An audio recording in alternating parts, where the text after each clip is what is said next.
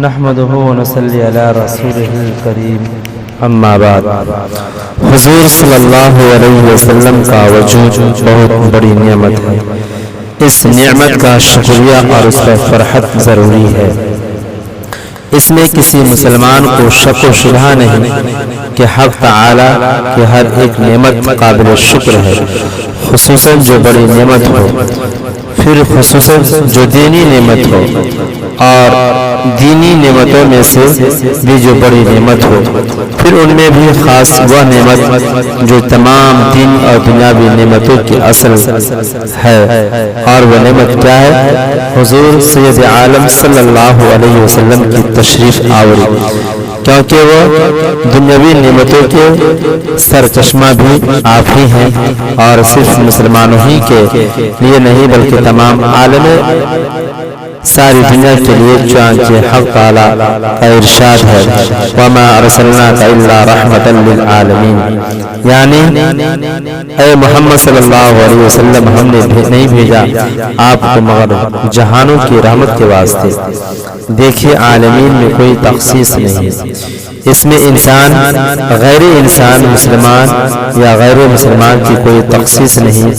اس سے معلوم ہوا کہ حضور صلی اللہ علیہ وسلم کا وجود ہر شے کے لیے باعث رحمت ہے، خواہ وہ حضور کے زمانہ سے مقدم ہو یا مؤخر، کیونکہ اللہ تعالیٰ نے حضور صلی اللہ علیہ وسلم کا ایک وجود سب سے پہلے پیدا فرمایا، اور وہ نور کا وجود ہے۔ حضور صلی اللہ علیہ وسلم اپنے وجود نوری کے اعتبار سے سب سے پہلے پیدا ہوئے ہیں، اور آخری زمانہ میں اس امت کی خوش قسمتی ہے، اس نور نے جسد عنصری میں جلوہ گر تابع ہو کر تمام عالم کو منور فرمایا۔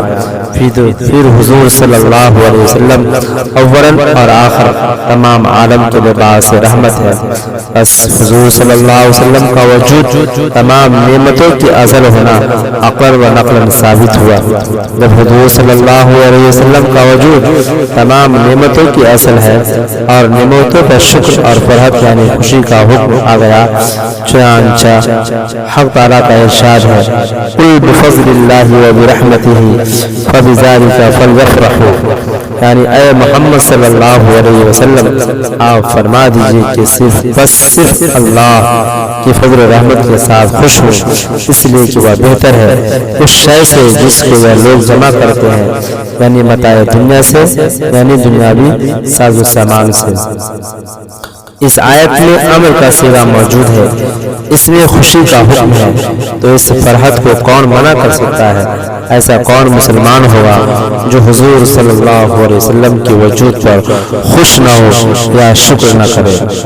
اس مقام پر سیاق و سباق پر نظر کرنے کے اعتبار سے اگرچہ آیت کے اندر فضل اور رحمت سے قرآن مجید مراد ہے، لیکن اگر ایسے عام معنی مراد لیے جائے کہ قرآن مجید بھی اس کا ایک فرد ہے، تو یہ زیادہ بہتر ہے۔ وہ یہ کہ فضل اور رحمت سے مراد حضور صلی اللہ علیہ وسلم کا قدوم مبارک یعنی آپ کی تشریف آوری مراد لی جائے۔ اس تفسیر کے موافق جتنی نعمتیں ہیں، خواہ وہ دینی ہو یا دنیاوی، اور اس میں قرآن مجید بھی ہے، سب اس میں داخل ہو جائیں گے۔ اس لیے حضور صلی اللہ علیہ وسلم کا وجود تمام نعمتوں کی اصل اور تمام رحمتوں اور فضل کا مادہ ہے۔ بس یہ تفسیر تمام تفاسیر کو جامع ہوگی۔ اس تفسیر کی بنا پر آیت کا حاصل یہ ہوگا کہ ہم کو اللہ تعالیٰ ارشاد فرما رہے ہیں کہ حضور صلی اللہ علیہ وسلم کے وجود پر خواہ وجود نوری یا ولایت ظاہری، اس پر خوش ہونا چاہیے۔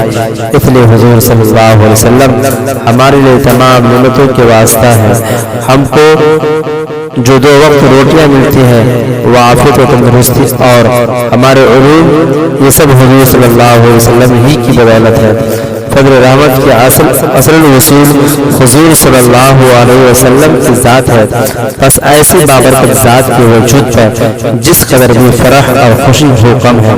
بہرحال اس آیت سے عموماً خصوصاً یہ ثابت ہوا کہ اس نعمت عظیمہ پر خوش ہونا چاہیے۔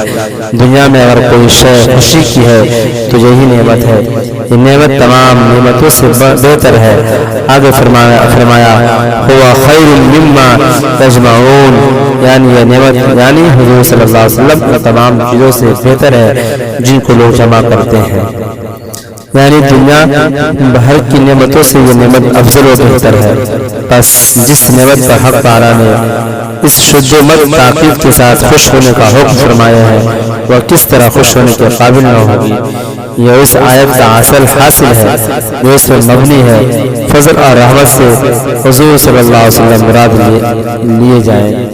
اس عظیم نعمت پر خوشی کے طریقے، حضور صلی اللہ علیہ وسلم کے وجود مبارک پر خوشی کا حکم ہے، جیسا کہ ما قبل کے بیان اور آیت کی تفسیر سے معلوم ہوا۔ اب یہ سمجھنا چاہیے کہ اس خوشی کا طریقہ کون سا ہے۔ سو اس کے دو طریقے ہیں۔ ایک تو وہ طریقہ جس پر خود جناب رسول اللہ صلی اللہ علیہ وسلم نے عمل فرمایا، اس لیے کہ جیسے امت پر اس آیت کا امتثال یعنی اس کے مطابق عمل کرنا واجب ہے، حضور صلی اللہ علیہ وسلم پر بھی واجب ہے۔ جیسے کہ نبی کو نبی جاننا، نبوت پر ایمان لانا جس طرح امت کے ذمہ ضروری ہے، اسی طرح بلا فرق اس نبی کو بھی اپنا نبوت کا اعتقاد فرض ہے۔ اس لیے یہ بات رکھنا ضروری ہے کہ حضور صلی اللہ علیہ وسلم نے اس خوشی کو کس طریقے سے ظاہر فرمایا ہے، اور دوسرا طریقہ وہ ہے جو حضور صلی اللہ علیہ وسلم سے کلیاً اور جزئیاً یعنی کسی قاعدے سے اصولی طور پر یا صراحتاً ثابت اور معقول نہ ہو، بلکہ کسی نے ایجاد کیا ہو۔ جس طریقہ سے آج کل بہت سے محبت قدم بھرنے والے لوگ مجلسیں منعقد کرتے ہیں اور ان میں اکثر لوگوں کی نیت بری نہیں ہوتی، وہ محبت ہی سے کرتے ہیں مگر غلطی میں، اس لیے کہ محبت میں بھی غلطی ہو جاتی ہے۔ یہ تو ضروری نہیں جس فعل کا منشا محبت ہو، یعنی محبت کی وجہ سے کوئی کام کیا جائے اس میں غلطی نہ ہو، جیسے کہ کوئی اللہ تعالیٰ کی محبت کے جوش میں ٹھیک دوپہر کے وقت جس وقت نماز پڑھنا منع ہے اس وقت نماز پڑھنے لگے۔ بہرحال ہر عمل کے دو طریقے ہو سکتے ہیں، ایک منقول جو شریعت سے ثابت ہو، دوسرا تراشا ہوا گفتگو، اس میں اس فرد خوشی کا مروجہ اگر کس قسم میں داخل ہے۔ اس نعمت پر خوشی کا صحیح طریقہ ہم کو فرحت یعنی خوشی کا حکم اور اس کے تحدید کو صرف اتنے زمانہ تک خوشی ہوگی، اس کے بعد نہیں، یا تجدید یعنی خوشی منانے کے نئے خود ساختہ طریقے اس کا حکم نہیں، بلکہ فرح دائم اور مسرت دائمی یعنی ہمیشہ اس نعمت پر خوش ہونے کا حکم ہے۔ اس کے لیے کسی خاص دن کو مخصوص نہ کرے اور ہر وقت اس آیت پر عمل کرے۔ ہم پر یہ بہتان ہے کہ ہم ذکر ولادت رسول صلی اللہ علیہ وسلم سے منع کرتے ہیں۔ حضور صلی اللہ علیہ وسلم کا وجود ہر شے کی رحمت ہے، خواہ وہ انسان ہو یا غیر انسان، مسلمان ہو یا غیر مسلمان۔ حضور صلی اللہ علیہ وسلم اول و آخر تمام عالم کے لیے باعث رحمت ہے۔ ایسا کون مسلمان ہوگا جو حضور صلی اللہ علیہ وسلم کے وجود پر خوش نہ ہو یا شکر نہ کرے؟ ہم پر یہ خالص تہمت اور محض افتران اور بہتان ہے کہ توبہ نعوذ باللہ، یہ لوگ حضور صلی اللہ علیہ وسلم کے ذکر شریف یا اس پر خوش ہونے سے روکتے ہیں۔ حاشا وکلا، حضور صلی اللہ علیہ وسلم کا ذکر تو ہمارے ایمان کا جز ہے۔ ہاں، جو خوشی ان قوانین کے خلاف ہوگی جن کی پابندی کا حضور صلی اللہ علیہ وسلم نے حکم فرمایا ہے، اس سے البتہ ہم روکیں گے، اگرچہ فی نفسہ ہی وہ شے پسندیدہ ہو اور شریعت میں اس کی نظیر موجود ہے۔ دیکھو، اس پر سب کا اتفاق ہے، عین دوپہر کے وقت نماز پڑھنا مکروہ ہے، اور اس پر بھی اجماع ہے۔ قبلہ سے منہ پھیر کر نماز پڑھنا ممنوع ہے۔ عید الفطر عید الاضحیٰ میں روزہ رکھنا حرام ہے، اس وقت پوری امت کا اتفاق ہے۔ حج کا محل مکہ ہے، اس کے علاوہ کسی اور شہر مثلا مینا میں حج ممکن نہیں۔ دیکھیے، نماز روزہ حج فرض ہے لیکن قانون شریعت کے خلاف کیے گئے، اس لیے وہ ممنوع ہو گئے، اور ان کے ممنوع ہونے کو آپ بھی تسلیم کرتے ہیں۔